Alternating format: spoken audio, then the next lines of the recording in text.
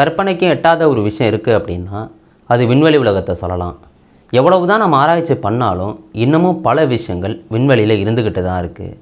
அப்படிப்பட்ட விண்வெளிக்கு நம்ம போகணும் அப்படின்னா ராக்கெட்டு மூலம்தான் போக முடியும். அதில் ஃபால்கன் 9 அப்படின்னு சொல்லப்படுற ராக்கெட்டு, இதில் 2 அடுக்கு இருக்கும். 2வது அடுக்கு வந்து பார்த்துட்டிங்கன்னா கிட்டத்தட்ட 5 மாடி ஹைட் இருக்குல்ல, அந்த அளவுக்கு இதோட நீளம் வந்து இருக்கும். இது கிட்டத்தட்ட 4 டன் வெயிட்டோட 8700 கிலோமீட்டர் ஸ்பீடில் போய் நிலவில் வந்து மோதுது. அதில் ஒரு பெரிய பள்ளமே வந்து உருவாகுது. அப்படி இந்த ஃபால்கன் 9 வந்து ஏன் போய் மோதுனுச்சு, அதை தாண்டி அங்கே பல குப்பைகள் இது மாதிரி வந்து இருக்குது.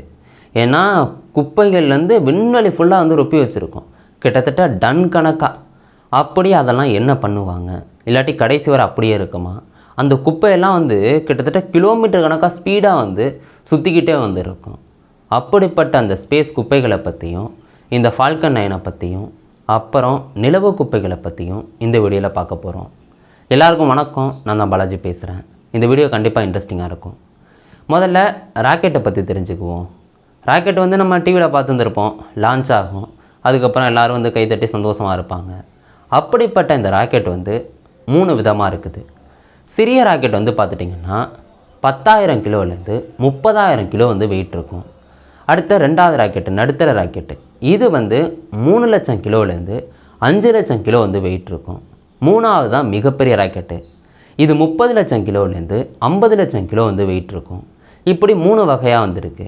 இப்படி இத்தனை லட்சம் கிலோ வெயிட் இருக்குன்னு சொல்கிறேன்ல, அது எதுவும் பயங்கரமான பொருளால் செய்கிறாங்களான்னு கேட்டிங்கன்னா அதுதான் கிடையாது.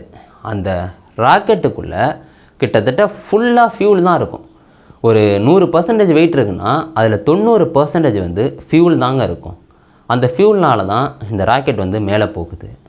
அதுலேயும் ரொம்ப ஒரு ஃபன்னான விஷயம் என்ன தெரியுமா இல்லையா, ராக்கெட் லான்ச் ஆனோடனே நெருப்பு வந்து அப்படியே கீழே போகுது இல்லை, கிட்டத்தட்ட லான்ச் ஆகி ஒரு 2-3 நிமிஷத்துலேயே கிட்டத்தட்ட ஒரு 80-84% ஃபியூலை வந்து காலி பண்ணிவிடும்.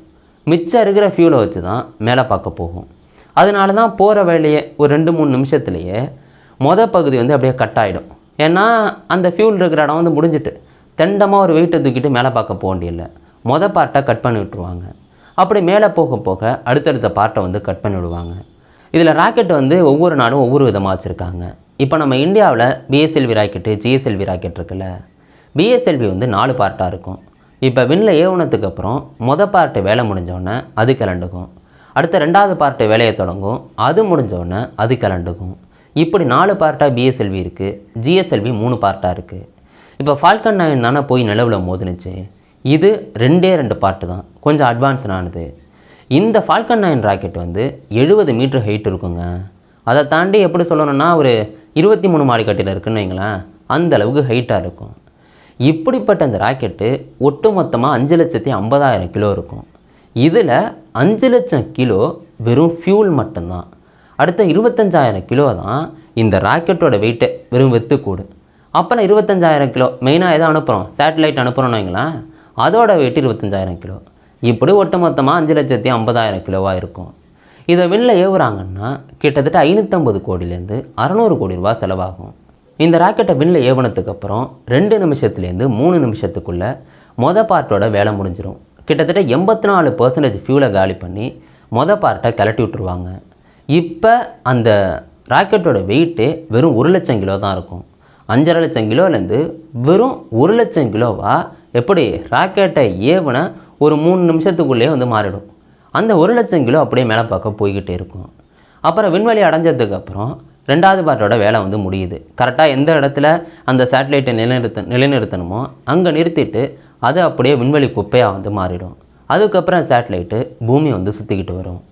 இப்போ இந்த ஃபால்கன் 9 ராக்கெட் வந்து எவ்வளோ அட்வான்ஸ்டுன்னா, இப்போ அந்த பார்ட் இருக்குல்லங்க, அது 3 நிமிஷத்தில் அதோட பணியை முடித்ததுக்கப்புறம் கிட்டத்தட்ட 25 டன்னு வெயிட் உள்ள அந்த பார்ட்டு தரைத்தளத்துலேயோ இல்லாட்டி கப்பல் தளத்துலேயோ வந்து கீழே வந்துடும்.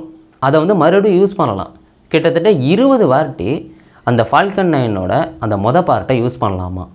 ஆனால் இப்போ நம்ம பிஎஸ்எல்வி ராக்கெட்டு, ஜிஎஸ்எல்வி ராக்கெட்லாம் ஒரு வாட்டி லான்ச் பண்ணுறோன்னா அது அப்படியே பார்ட்டு அங்கே கடலில் விழுந்துடும். அப்புறம் 2வது பார்ட்டு அப்படியே விண்வெளி, 3வது பார்ட்டு விண்வெளின்னு அப்படியே வந்து குப்பையாக மாறிடும். ஆனால் அந்த ஃபால்கன் 9 மட்டும் பார்ட்டு பூமிக்கு வந்து அதை 20 வாட்டி வந்து யூஸ் பண்ணுவாங்களாம். 2வது பார்ட் வந்து விண்வெளி குப்பையாக தான் வந்து இருக்கும். இதில் என்னென்னா ஸ்பேஸ் எக்ஸ் வந்து 2 பார்ட்டுமே பூமிக்கு வர மாதிரிலாம் ட்ரை பண்ணிக்கிட்டு இருக்காங்க. இன்னமும் பல விஷயங்கள் ட்ரை பண்ணுறாங்க. நம்ம இஸ்ரோவுமே திரும்பி வர்ற மாதிரி உள்ள ராக்கெட்டை வந்து செக் பண்ணிக்கிட்டு இருக்காங்க. அடுத்த நம்ம விண்வெளி குப்பைகளுக்குள்ளே வரணும். இப்போ அந்த ஃபால்கன் 9 2வது பார்ட்டை வந்து அங்கே விட்டுரும். அது விண்வெளி குப்பையாக இருக்கும். நம்ம பிஎஸ்எல்வி ஜிஎஸ்எல்வி ராக்கெட்டு கூட அங்கே வந்து குப்பையாக வந்து தெரியும். இப்படி பல ராக்கெட்டு வந்து அங்கே குப்பையாக இருக்கும். ஆயிரக்கணக்கான ராக்கெட்டை வந்து நம்ம இங்கேருந்து அனுப்பிடுறோம். அதில் பல பார்ட்டு அப்படியே அங்கே குப்பையாக தெரியும். அதை தாண்டி பயன்படாத சேட்டலைட்டுமே அது குப்பை தான். இப்படி பல குப்பைகள் டன் கணக்காக, அதுவும் நினச்சி கூட பார்க்க முடியாத டன்னு, 15,000 மெட்ரிக் டன் குப்பைகள் விண்வெளிக்குள்ளே சுற்றிக்கிட்டு தெரியுதுங்க. நினச்சி பாருங்களேன். அதாவது 1,50,00,000 கிலோ வெயிட் உள்ள குப்பைகள். இதில் ரொம்ப டீட்டெயிலாக சொல்லணும் அப்படின்னா 10 சென்டிமீட்டருக்கு மேலே உள்ள குப்பைகள், அதாவது அந்தளவுக்கு நீளம் உள்ள குப்பைகள் 10 சென்டிமீட்டருக்கு மேலே இருக்குன்னா அது வந்து ரேடார் மூலம் கண்காணிக்க முடியும். கிட்டத்தட்ட 36,500 குப்பைகளுக்கு மேலே அது இருக்குதான். அதாவது 10 சென்டிமீட்டருக்கு மேலேங்க. அடுத்த 1 சென்டிமீட்டர்லேருந்து 10 சென்டிமீட்டருக்குள்ளே கிட்டத்தட்ட 1 மில்லியன் குப்பைகள், அதாவது 10 லட்சம் குப்பைகளுக்கு மேலே இருக்கான். அடுத்த 1 மில்லிமீட்டர்லேருந்து 1 சென்டிமீட்டர் குப்பைகள், அதாவது குப்பைகள் சொல்கிறத விட வெறும் துகளாக இருக்கும். அந்த துகள்கள் வந்து 13 கோடிக்கு மேலே வந்து இருக்குதான். இப்படி ஸ்பேஸுக்குள்ளே நம்மளால் பல குப்பைகள் வந்து இருக்குது. இதனால் வந்து பார்த்துட்டிங்கன்னா இப்போ அனுப்புகிற இந்த சேட்டலைட்லாம் அதோட பணி முடிஞ்சதுக்கப்புறம் கரெக்டாக ஒரு 5 வருஷத்துலேயோ 10 வருஷத்துலேயோ இது மாதிரி இங்கே நம்மளோட வளிமண்டலத்துக்குள்ளே வந்து அந்த பயன்படாத சேட்டலைட்டு எரிகிற மாதிரி வச்சிடணும் அப்படின்னு ரூல்ஸ் போட்டிருக்காங்க. ஏன்னா நம்ம வந்து விண்வெளி குப்பையாக்கிக்கிட்டே இருக்க முடியாதுல்ல. அதனால் அந்த ரூல்ஸை போட்டு யார் இங்கேருந்து சேட்டலைட் அனுப்புனாலும் அதோட பணி முடிஞ்சதுக்கப்புறம் இங்கே வளிமண்டலத்தில் வந்து அது எரிஞ்சு போகணும். இப்படி தான் வந்து நடந்துக்கிட்டு இருக்கு. ஆனால் இருந்தாலும் இப்போ கரண்டாக 15,000 மெட்ரிக் டன் குப்பைகள் இருக்குது. நிலவுக்கு வந்தோம் அப்படின்னா நம்மளால் 227 டன் குப்பைகள் அங்கே வந்து இருக்குது. காரணம் என்னென்னா அப்போலோ மிஷனில் மனிதர்கள் அங்கே போனாங்க, அது மூலம் வந்த குப்பைகள். அதை தாண்டி இங்கேருந்து ரோவர் இதெல்லாம் அனுப்பிவிடுவோம்ல, அது மூலம் உள்ள குப்பைகள். ஏன்னா அந்த வேலை முடிஞ்சோடனே அது குப்பையாக தான் வந்து மாறும். அப்படிப்பட்ட பல குப்பைகள் டன் கணக்காக நிலவுலையும் இருக்குது. இப்போ விண்வெளியில் இருக்க குப்பைகள்ன்றது ரொம்ப அதிகமாக இருக்குது. எல்லாம் 15,000 மெட்ரிக் டன்னா யோசிச்சு பாருங்களேன். இந்த டன் குப்பைகள்லாம் என்ன ஆகும் அப்படின்னு கேட்டிங்கன்னா, இப்போ நம்மளோட சுற்றுப்பாதைக்கிட்ட திரியிற அந்த குப்பைகள்லாம் இருக்குல்ல, அதை வந்து ஈஸியாக அழிச்சிருவாங்க. அது எப்படி அழிப்பாங்கன்னா, இப்போ நம்ம பூமியை சுற்றிக்கிட்டு தான் அந்த தேவையில்லாத குப்பைகளும் பூமியை சுற்றிக்கிட்டு தான் அதுவும் வரும். அதுவுமே கிட்டத்தட்ட ஒரு 27,000 km/h ஸ்பீடில் தான் நம்ம பூமியை வந்து சுற்றிக்கிட்டு இருக்கோம். அந்த குப்பைகளும் சரி. அந்த குப்பைகள் எப்படி அழியும்னா, நம்ம வளிமண்டல காற்று இருக்குல்ல, அது லேசாக, ரொம்ப லேசாக அதோட ஸ்பீடை வந்து குறைக்கும். அந்த 27,000 km/hங்கிறது அப்படியே அந்த குப்பைகளை வரசி அப்படியே வந்து ஸ்பீடை கொஞ்சம் குறைச்சி, நம்ம கொஞ்சம் குறைச்சா போதும், நம்மளோட புவியீர்ப்பு விசை டக்குன்னு நம்ம பூமிக்குள்ளே இழுக்கும். வளிமண்டலத்துக்குள்ளே வந்துட்டால் போதும், அந்த காற்று அழுத்தத்திலேயே அப்படியே அந்த குப்பைகள்லாம் எரிஞ்சு போகும். அது எவ்வளோ பெரிய பொருளாக இருக்கட்டும், வந்தால் வளிமண்டலத்துக்குள்ளே எரிஞ்சு போயிடும். காற்று வந்து லேசாக உரசி 27,000 km/hங்கிற ஸ்பீடை குறைச்சி அப்படியே புவியீர்ப்பு விசை வளிமண்டலத்துக்குள்ளே இழுத்து எரிச்சிருங்க. இப்படி பல பொருள் எரியும். பயன்படாத சேட்டலைட்டு கூட கரெக்டாக வளிமண்டலத்துக்குள்ளே வந்தால் எரிஞ்சு போயிடும். அதுதாங்க நடக்கும். அந்தளவுக்கு வளிமண்டலம் ரொம்ப ரொம்ப பவர்ஃபுல்லானது. இது எந்த அளவுக்கு ஒர்க் ஆகும்னா, நம்ம பூமியிலேருந்து ஒரு 200லேருந்து 300 கிலோமீட்டர் ஹைட்டில் உள்ள ஒரு குப்பைகள் இருக்குதுன்னு வைங்களேன். இல்லை ராக்கெட்டை ஏவி விட்டோம், அது 200லேருந்து 300 கிலோமீட்டர் ஹைட்டுக்குள்ளே தான் அந்த குப்பை இருக்குது அப்படின்னா, ஒரு சில வாரத்துலேயோ இல்லை ஒரு சில நாள்லேயோ அந்த குப்பை நம்ம வளிமண்டலத்துக்குள்ளே வந்து எரிஞ்சு போயிடும்.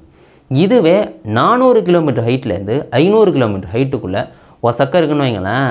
அப்போ வளிமண்டல காற்று லேசாக இருக்கும். அதோட ஸ்பீடை வந்து லேசாக குறைச்சி வந்து 1 வருஷத்துலேயோ 5 வருஷத்துக்குள்ளேயோ நம்ம வளிமண்டலத்துக்குள்ளே வந்து அதை வந்து எரிச்சு விட்டுரும். இதுவே 600 கிலோமீட்டர் ஹைட்டில் தான் அந்த ராக்கெட்டோட பொருள் இல்லாட்டி ஏதோ குப்பை இருக்குது அப்படின்னு வைங்களேன். அது வந்து ஒரு 20 வருஷமோ இல்லாட்டி 100 வருஷம் கூட ஆகலாமா அது நம்ம வளிமண்டலத்துக்குள்ளே வந்து எரியறதுக்கு. இதில் வந்து பார்த்துட்டிங்கன்னா 36,000 கிலோமீட்டர் ஹைட்டில் கூட இதே மாதிரியே சேட்டலைட்டை கொண்டு நிறுவியிருக்காங்க. அப்படிப்பட்ட அதோட ஆயில் முடிஞ்சதுக்கப்புறம் என்ன பண்ணுவாங்கன்னு கேட்டிங்கன்னா, அதை வளிமண்டலத்துக்குள்ளே கொண்டு வர முடியாது. அதனால கடைசி காலத்தில் இருக்க ஃபியூலை வந்து அப்படியே யூஸ் பண்ணி இன்னமும் மேலே 300 கிலோமீட்டர் தொலைவுக்கு கொண்டு போய் யாருமே பயன்படுத்தாத எதுவுமே இல்லாத ஒரு குப்பை கடங்கு மாதிரி அங்கே கொண்டு வந்து அந்த சேட்டலைட்டை விட்டுருவாங்க. அதாவது 36,000 கிலோமீட்டர் ஹைட்டில் உள்ள சேட்டலைட்டை. அது ஆயுட்காலம் முடியும் போது அப்புறம் நான் சொன்ன மாதிரி ஒரு 600 கிலோமீட்டர் ஹைட்டில் உள்ள அந்த ராக்கெட்டோட பொருள் மற்ற குப்பைகள்லாம் வந்து அப்படியே படிப்படியாக ஒரு சில வருஷங்களில் பூமியோட வளிமண்டலத்துக்குள்ளே வந்து எரிஞ்சு போகும். அது பயன்படாத சேட்டலைட்டு கூடங்க அது எப்படா எரியுதுன்னு கேட்டிங்கன்னா, அந்த அளவுக்கு காற்றோட அழுத்தம் வந்து, ஏன்னா கிலோமீட்டர் கணக்காக ஸ்பீடாக வரும். இங்கே வளிமண்டலத்தில் இருக்க காற்று அப்படியே பட்ட உடனே அப்படியே அந்த அழுத்தத்திலே வந்து எரிஞ்சு போகும். அதுவும் நம்மளால் நினச்சி கூட பார்க்க முடியல எந்த அளவுக்கு வளிமண்டலம் பவர்ஃபுல்லானது அப்படின்னு. அதனால தாங்க புவியீர்ப்பு விசை, இந்த வளிமண்டலம் இதெல்லாம் தாண்டி தான் ராக்கெட்டு மேலே போகுதுன்னா எவ்வளோ ஃபியூல் செலவாகும் பாருங்கள். அதனால தான் 2 நிமிஷத்துலேருந்து 3 நிமிஷத்துக்குள்ளே 80% ஃபியூலை வந்து காலி பண்ணி மேலே பார்க்க வந்து போகுது. அந்தளவுக்கு பவர் கொடுத்தா தான் அது வந்து மேலே போக முடியும். இப்படி நம்ம பூமியை சுற்றி இருக்கிற குப்பைகளை வந்து வளிமண்டலத்துக்குள்ளே கொண்டாந்து எரிச்சிடலாம். அதை தாண்டி போகிற குப்பைகளை வளிமண்டலத்துக்குள்ளே கொண்டாந்து எரிக்க முடியாது. அது கடைசி வரை குப்பையாக தான் வந்து தெரியணும். இந்த ஃபால்கன் 9 ராக்கெட் வந்து எதனால் நிலவில் மோதினுச்சுன்னு கேட்டிங்கன்னா, போன வருஷம் ஜனவரி 2025 இதை வந்து ஏவுறாங்க விண்ணுக்கு. இது நிலவுக்கு வந்து போக போகுது.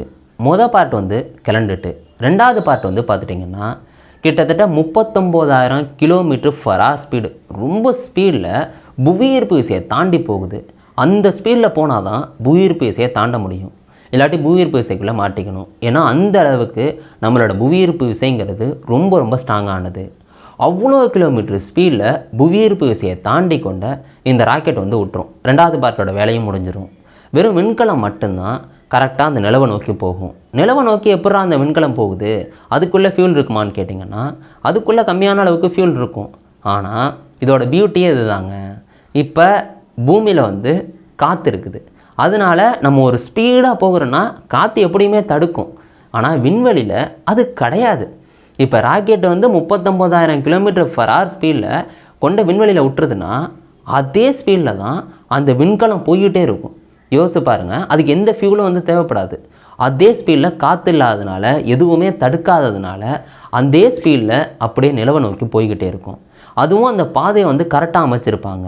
எந்த இடத்துக்கு, ஏன்னா நிலவு வந்து சுற்றிக்கிட்டே இருக்கும், எந்த இடத்துக்கு நிலவு வரும், நம்ம எந்த இடத்துக்கு, ஏன்னா எத்தனை நாளில் போகணுங்கிற கணக்கு இருக்குல்ல, இத்தனை நாளில் நம்ம இந்த இடத்துக்கு வந்துடும், கரெக்டாக அந்த இடத்துக்கு நிலவும் வந்துடும் அப்படின்னு கணக்கு பண்ணி அந்த விண்கலத்தை கொண்டு போவாங்க.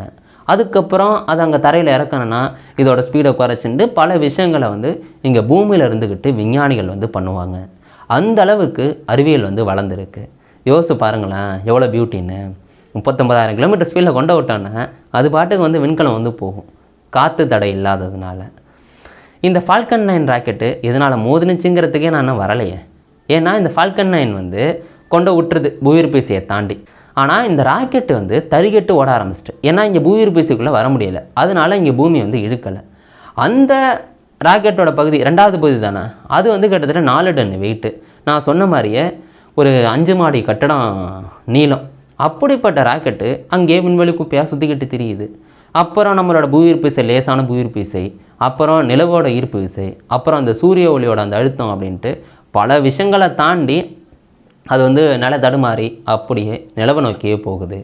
அங்கே போனதுக்கப்புறம் வந்து பார்த்துட்டிங்கன்னா ஒரு 8,700 km/h ஸ்பீடில் வேகமாக அந்த 5 மாடி கட்டடம் மாதிரி உள்ள அந்த பெரிய ராக்கெட்டோட பகுதி போய் ஐன்ஸ்டீன் பள்ளத்துக்கிட்ட வந்து மோதுது.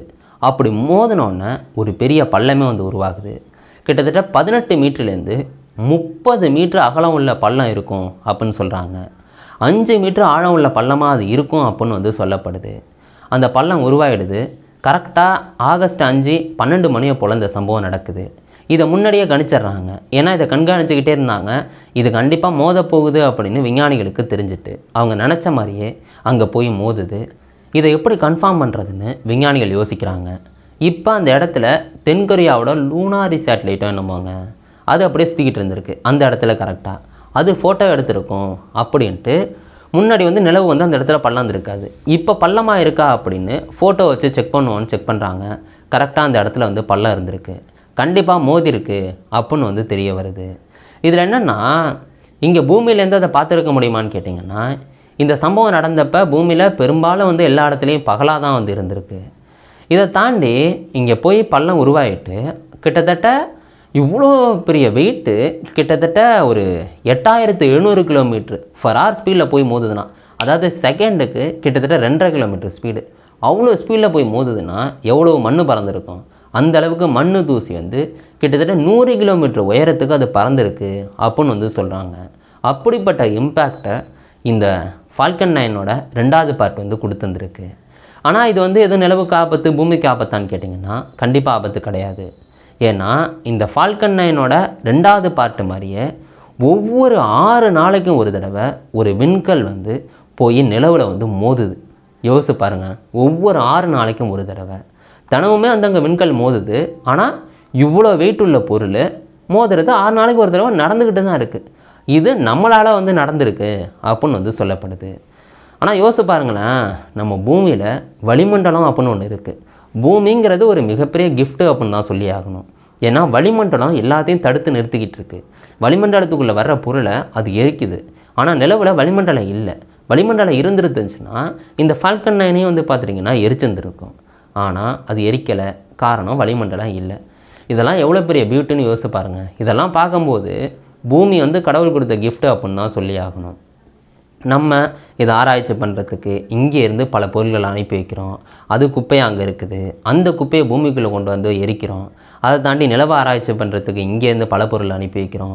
நிலவுக்குள்ளேயும் வந்து குப்பை கிட்டத்தட்ட டன் கணக்காக வச்சுருக்கோம். அதில் இங்கே விண்வெளிக்குள்ளே தறிகட்டு போகிற அந்த குப்பைகளில் 1-2 போய் நிலவில் போய் மோதுது. இந்த ஃபால்கன் 9 தான் வாட்டியான்னு கேட்டிங்கன்னா இதுக்கு முன்னாடியும் போய் மோதிருக்கிறதா வந்து சொல்லப்படுது. நீங்கள் இந்த ஸ்பேஸ் குப்பைகளையும் நம்மளோட இந்த மிகப்பெரிய ஆராய்ச்சிகளை பற்றியும் நீங்கள் என்ன நினைக்கிறீங்க? பூமி மாதிரியே ஒரு கிரகம் வந்து இந்த பிரபஞ்சத்தில் இருக்குன்னு நினைக்கிறீங்களா? அப்படிலாம் இன்னொரு கோள் இருக்காது அப்படின்னு நினைக்கிறீங்களா? உங்களுக்கு என்ன தோணுதோ அதை கீழே கமெண்ட் பண்ணுங்க. நாளைக்கு இன்னொரு வீடியோவில் நான் உங்களை சந்திக்கிறேன். முடிஞ்ச அளவுக்கு தெளிவாக கொடுத்துருக்கேன்னு நம்புகிறேன். நீங்கள் என்ன நினைக்கிறீங்களோ அதை கீழே கமெண்ட் பண்ணுங்க. சரி, பாய் கைஸ்.